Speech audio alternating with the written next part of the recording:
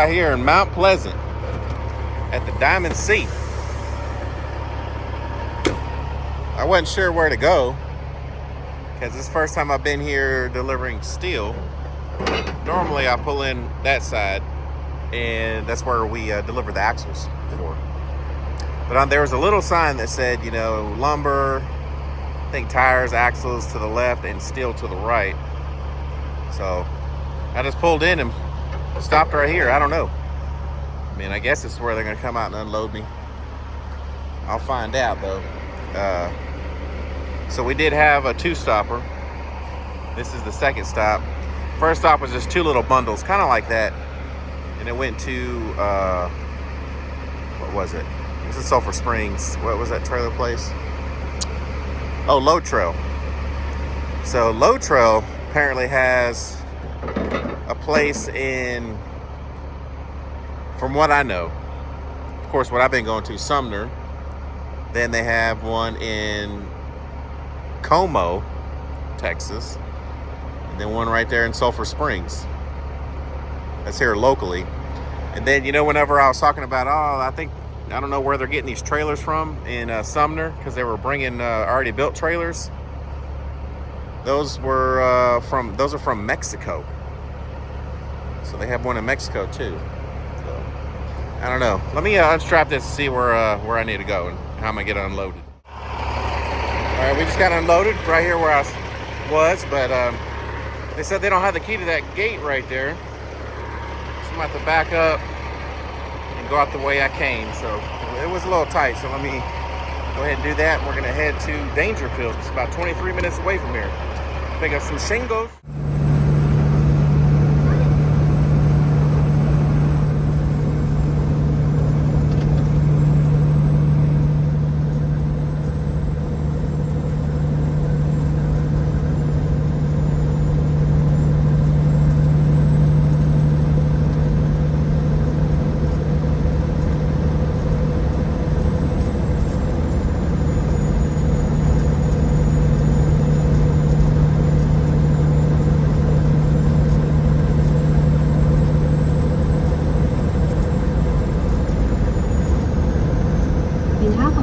Turn left onto Farm to Market Road 2348.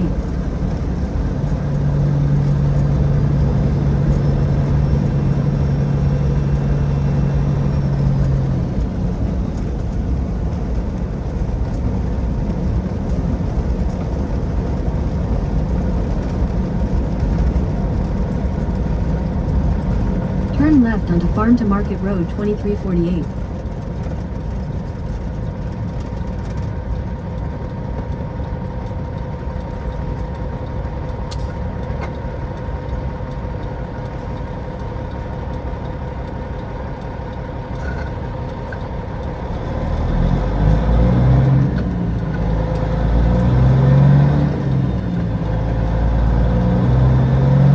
Continue on Farm to Market Road 2348 for 3/4 of a mile.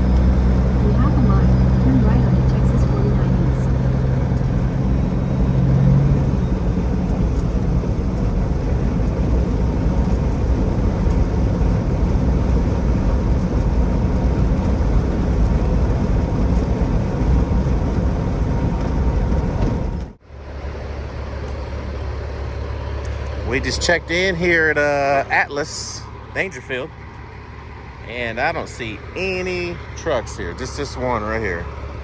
He just pulled in. I think he's gonna get unloaded. I'm not sure. It's 8 o'clock. I'm thinking, I don't want to speak too soon, but I'm thinking I'm gonna get out of here pretty quick.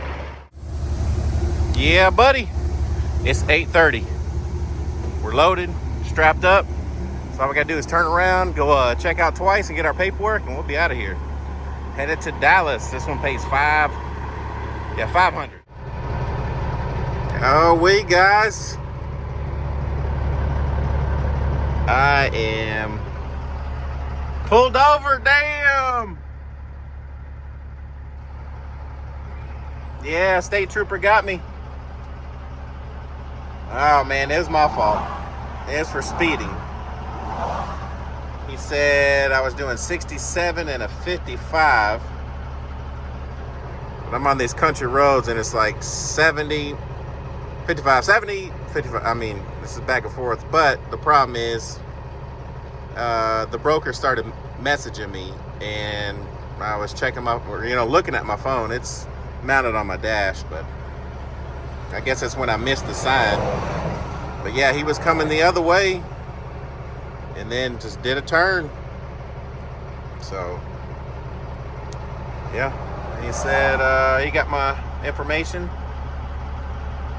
So he said he'll be back in a minute. Gave my license and my insurance, so we'll see. Hopefully he won't do an inspection. So I stopped here at Sefco. It is $2.99 a gallon. Gonna get us a 400. We are still in Sulphur Springs, and oh man, I can't believe I got a ticket. The last time I got a ticket, damn, I think, man, it might have been a teenager. I don't know. I'm a good driver, I just wasn't paying attention. So yeah, he was pretty serious. He was just like, speed limit is 55 in front of that high school. Clocked you at 67, so that is citation. And then he just walked off to his car and got everything. Had me sign the ticket. And said, all right, have a safe trip. Dead serious guy. He's an old grandpa too. I guess he's been a state trooper for a while. But yeah, man, my heart dropped. And I was like, oh my God. I'm gonna get an inspection all over the place. But no, I guess he just want to do his business, give me a ticket and roll on. But I'm gonna have to see about getting a lawyer, see if I can get that off my or not on my record, not put up, whatever. I don't know how you word it. I don't know if it's on my record yet, or just make sure it doesn't get on there, because I don't want my insurance to go up. Because man, the insurance is already high enough. Yeah, I don't know. I heard a couple guys say they got a speeding ticket or a ticket, and then they got a lawyer. So I'm gonna make some phone calls and see if I can find somebody and get that off my record. Because man, I'll be paying that for years on my insurance. So yeah, oh man. But I do love them country roads though. I mean, they are 70 miles an hour, and then bam, 55 and 70. And they are like that, so you really do got to pay attention. So that really was my fault. But I wasn't going to stop here because I've been looking at fuel the whole way here.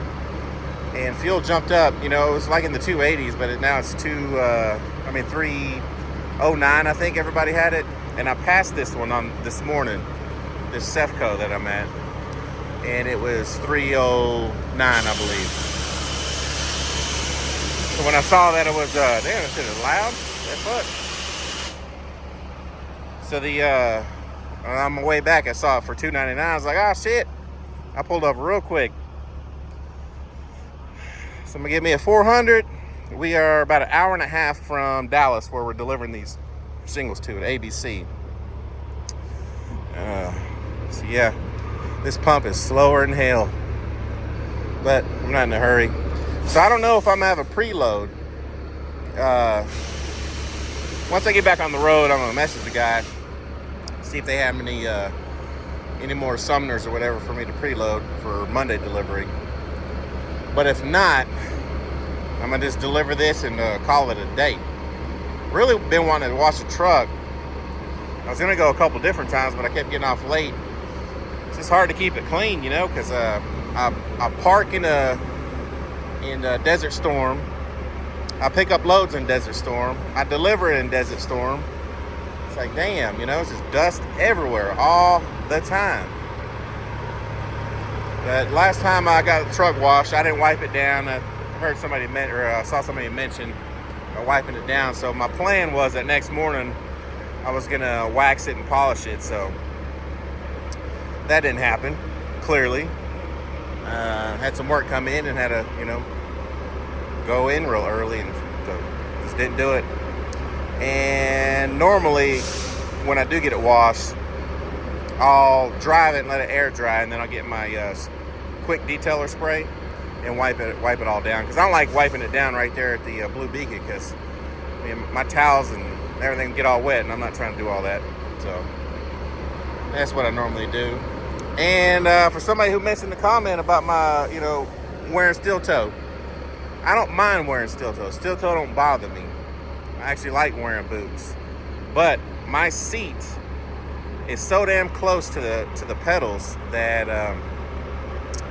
you know, my foot has to. I got to point my toes all the way up, you know, for my pedals. So after a while, my legs hurt because, you know, I'm just so close to the steering wheel. You know, my feet are pointed up in the air. So I know it's only about an inch and a half difference, but the soles on these like Vans, they're like, you know, millimeter thin, you know, so it gives me a little bit more room. I don't feel like I'm wearing these Herman Munster shoes trying to hit the pedals. One day I'll get a bracket to move my seat back further. The reason I haven't is because I do want a new seat, and those adapter plates, or whatever you want to call it, a couple $100, so I don't want to buy one for this seat, get another seat, and have to buy another one. So I just kind of been dealing with it. But let's see where this fuel is. It's going slow. That's almost there. All right, well, let me finish it up, and we'll get on the road and get this load delivered. I don't know what he's hauling, but damn, that that fucking stinks in that truck. I got a weak stomach. I can't do smells. Everybody knows I can't do smells, and I'm over here about to throw up all over the place. Oh, it's got dead chickens or chicken poop or something in there. This fucking stinks. Damn. Oh wait. Smell like smell like the landfill. I don't know if you ever been in a landfill, but I used to do junk removal, and we'd go there almost every day. For the first month, I promise you, I threw up every single day we went. Just throwing up the whole time. Throwing up, keep working, throwing up. I mean, you don't have to open the doors and, you know, dump your load, and I'm just throwing up the whole damn time. So I finally got used to it. But I haven't been there in a while, so I guess this smell, damn, makes my stomach turn. All right, so we made it here to ABC in Dallas. I just checked in and unstrapped. It is 12:25. I got here about 12:15. But I did notice this guy right here, this old Peterbilt, looks good. He was getting loaded right after me at Dangerfield, Atlas. But he got here before me. He probably beat me because I was getting pulled over by the DOT, getting a ticket, and I stopped to get fuel, so that's probably why he beat me. So yeah, they said the guy's on lunch. Gotta wait about 30 minutes. That's probably about, what, 15-20 minutes ago. They're like, oh, wait for him to get back from lunch, and it'll come out and get you. So he's got to get him first, then come get me. I did find out I do have a preload, so after we leave here, we're gonna go to Fort Worth, get us a preload for Sumner, and call it a weekend. Man, can't wait. This was a pretty slow week for me, so ready for it to be over, ready to have a good jump to next week, so that preload is going to help out, and hopefully we'll have a way better week. But I'll go over the recap a little bit later. So let's just keep on waiting, and then I'll check back once we get to Fort Worth to get our preload. Oh, so I couldn't tell, but I'm coming from this way, and I see the gate right here, and you can kind of see from the road that this is like the end of the property. So I turned in right here facing the gate. And then the sign, that red sign right there, says you got to check in before you pull in. So I was kind of blocking everybody. I thought maybe they backed in, but I couldn't see it. There was no spot to park right here. And that guy told me, he's like, oh man, you got to pass it up, turn on the street, and you pretty much make a U-turn in here. I said, damn. So I had a blind side back into that road. But I'm a professional, so I knew how to do it. I was good. No issues, no accidents. Pulled right in, so yeah. You don't always know where to pull in. This is my first time here. We'll see how long it takes to get unloaded. As you can see, we're back at the yard. So we had a couple issues with the load. Like always. You can see 3 little stacks of this little flimsy metal. Sheet metal. It is going to load trail in Sumner. But the issue was, so I got there, said, hey, I'm picking up a load trail, whatever. And they're like, oh, well, you know, they're cutting some, but it's, you know, they're not ready yet. They're only like 7% cut. They haven't even started on the other coil. Because they take big coils and they cut all this, cut it to size. It's like, oh, but I'll give you another load. So I'm like, okay, which is the one across the street, PJ. So I took that one, went over there to get loaded in the area I was supposed to, and then I get a phone call like, oh, that's supposed to be on a hot shot. I was like, damn, because it was like 5,000 pounds. I was like, hell yeah. So what happened was, this was my load, but they had loaded it on one of their drop trailers there. And so we figured that out. So we had to get a forklift, had to park next to the trailer, had to unload the trailer, transload it, and put it on my trailer. So that's part of the reason it looks so ugly, but that's what happened.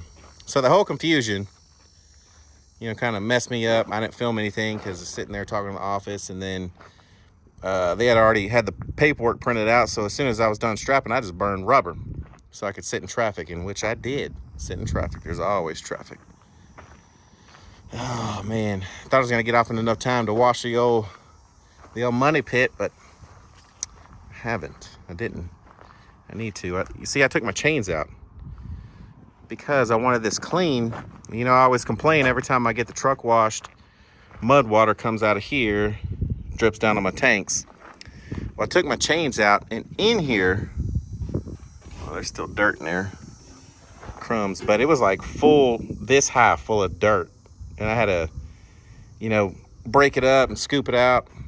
So I was thinking, get it washed, you know, no mud will fall down, polish my tanks. You see, I put my chains over there on William's trailer. So I was hoping I wouldn't need them anytime soon.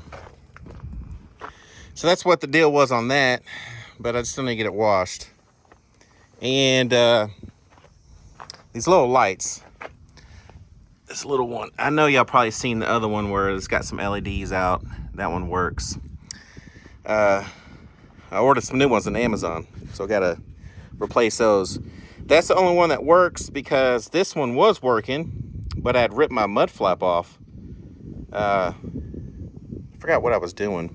I don't know if I was doing crane mats or doing some of that concrete, but I was on a job site, so it was a little soft and juicy, and then backing up, my mud flap just went under and ripped it off, so it ripped the wires off, you know, completely. So you can't see any wires. And the wires are ripped like inside of that thing, so it's not like you can reconnect new wires. So anyways, I need to put those on, run the wires to that one, and tap back into that tail light. What else? Yeah, that's about it. Need to get washed and polish the tanks and wax it one more time. I figured if I wax it, you know, dust will kind of just sit on it, and then when I drive, it falls off, which it does. It makes it stay cleaner longer. This is what I need to do. I don't know. I may, which is hard, I may come this weekend and take it to Blue Beacon, come back here, give them a polish on and a wax on. But I don't know. That just takes up so much time. You know, once I go home, I'm like, I don't even want to see that truck until next week. So I don't know yet. I'll see. I'll see how the weekend goes, but you know, it is Friday, so let's go over that recap. So yeah, the recap. Oh wait, damn, I'm thirsty. Thirsty.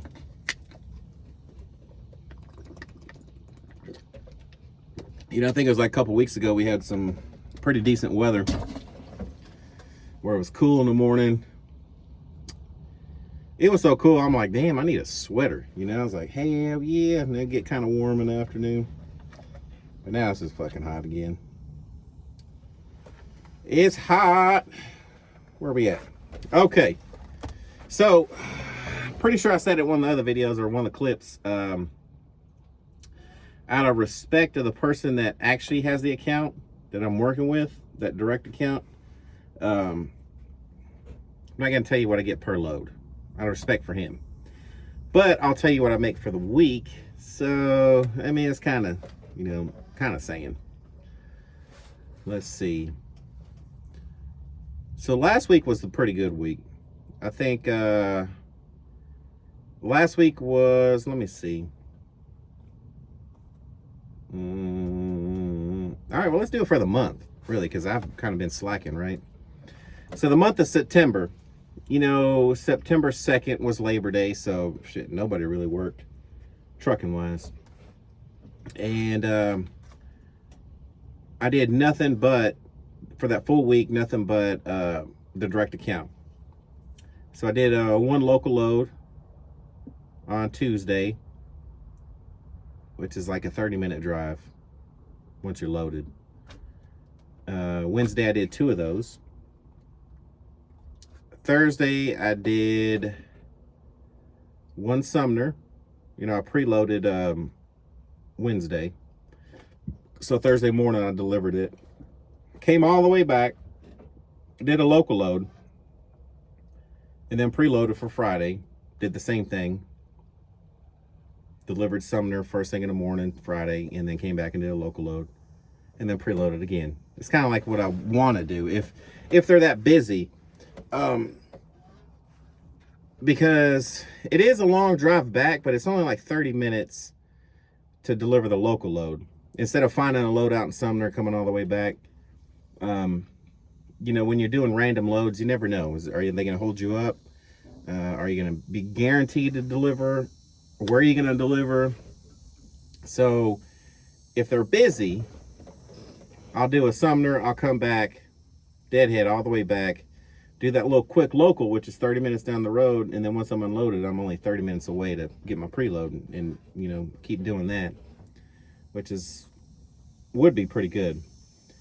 But I'm finding out they're not as busy as we thought. You know, when they're trucking, they always talk about, oh yeah, you know, when you have a new account or new broker or whatever, you know, you're doing some kind of new thing. They're like, oh yeah, we're busy. We're going to keep you busy for the rest of your life. And, you know, trucking, you hear that all the time, and it's never true. So, of course, I was told that here. But anyways, so yeah, back to September, the first week. So 1 load Tuesday, 2 loads Wednesday, 2 loads Thursday, 2 loads Friday. I made $3,400, and I spent $400 in fuel. So I got to keep $3,000 for myself, working 4 days. Not bad. So the second week, last week, you know, I did 1 Sumner, which, you know, I preloaded that Friday before, and I did 1 local. Then Tuesday, I did 1 of the locals, and then I went and did 1 of the Gunter loads, the concrete loads, going to Fort Worth, which paid me $600. Took me back to Fort Worth, so I was able to deliver that load and then go get a preload. So Wednesday, I delivered another Sumner. Did the same thing. After Sumner, grabbed 1 of the concrete loads from Gunter, paid $600 going to Fort Worth. Since I was in Fort Worth, I preloaded. Thursday morning, delivered the Sumner. Did the same thing, but this time I went to Dallas. And man, the prices went down. He only paid me $450 from Gunter to Dallas. which that sucked. But then that's when I realized it wasn't as busy because I didn't have a preload. So Friday I came in, direct account, did one local. Yeah. Okay. So yeah, I'm just reading it. I don't remember what I do. I barely remember what I did yesterday. So I gotta look at my, everything I write down. And I'm like, what? Oh yeah, okay. So anyways, so I made last week $4,950. If I would have got paid normal on that Dallas, that Gunter load going to Dallas, it's normally 500 to 550. But if I would have got 500, I would have been at an even 5,000. And I got fuel twice. So the fuel was $600 for the week. So I got to keep $4,350. That was pretty good. Pretty good. Friday kind of ruined it. I was going pretty good throughout the week. And then Friday I just did the one local. So, that kind of killed my little mojo. I would have been well over $5,000. But hey, it is what it is. Okay, so this week, Monday, this is the slowest week. I told you it was a crappy week, but Monday I only did one local. Tuesday, I did two locals. This is all direct account. Wednesday, I didn't have anything. I was looking on the load board, nothing, no Gunter loads. Didn't have anything. But at the end of the day, they were like, hey, I got a preload for you going to Sumner. So Wednesday, all I did was preload. And then, so Thursday, I delivered that. Couldn't find anything after that. So I had another preload, so I just drove back and preloaded. Well, let me take that back. I was supposed to come back and do one of them locals, like I had told you I'd do a Sumner and just come back and do a local and preload. But when I got there, they're like, oh, we don't have it. Somebody else took it. You could just wait in line for one of the locals. Once they cut it, then they'll load you. And so I'm like, well, shit, I'm here and I'll just wait. But then they're like, oh, I got a Mount Pleasant for you. So it's still early. I'm like, oh, hell yeah. I'd get loaded real quick and go deliver it. But no. They kept me there from, 9:30 in the morning till, I forgot, man, my memory's so bad. I think like 3 o'clock. 9, 10. Yeah, about 3 o'clock. And that's cutoff time to deliver. So, there's no way I could make it to Mount Pleasant. So that turned into a preload, and I delivered that this morning. And then, picked up the shingles, and we delivered that in Dallas. I hate that ABC, by the way. That ABC sucks. It's tight. They're slow. Whatever. So with all that, I made, so really technically only working 4 days, actually delivering 4 days, made $3,100, and I got fuel twice, so $800. So this week I get to keep $2,300. It's not too good. Not too good. I probably could have made it without getting fuel today, but I don't like it getting low. Once I had a quarter of a tank, to me, I'm like, I'm empty. I got to get fuel. Because these tanks, that needle starts moving like that, getting close to the E, and I'm like, oh, hell no. Oh, damn, I'm fucking sweating bad. Yeah, buddy. So, yeah, I got, I don't know, maybe 3/4 of a tank. A little over 3/4 of a tank. Not too bad. But today sucks. Look at this. That's my ticket. Oh, man. I wish it would say the price on here. It does not say the price. And it says I have to till October 11th at 10 a.m. to contact them. I don't know if it's contact them or show up. I don't know. But I'm going to see what I can do, because I don't want this on my record. My insurance is going to go up, skyrocket. You know how that works. Insurance is a scam. They just keep all your money no matter what. It goes up no matter what. But then when you have a minor violation or anything like that, they're like, oh, gives us a reason to go up really high. We're going to go up anyways, but we're going to go up really high. They rape you. I hate insurance. It's a scam. You pay insurance for like 1,000 years without any issues. So, I mean, if you really add up the money I've paid into insurance since I was driving, at 16? Of course, I don't think I was paying my insurance at 16. Maybe 17 or 18 is when I started paying it. I'm 41 now. So, how many years is that? So, 16 until 41, I've had vehicle insurance. And now I have to have commercial vehicle insurance as well. Same thing with my personal. I mean, I still pay for personal cars. So all those years, all that money I've actually put into, and have never had a wreck.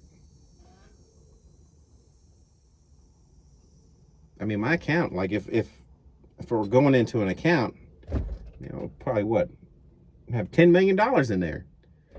But then if I were to get in an accident tomorrow, even if it's not my fault, and maybe they didn't have insurance and my insurance had to pay for it, they're going to drop me. And they're like, oh, you're a liability risk. I'm like, damn, well, what about those hundred millions of dollars I already paid?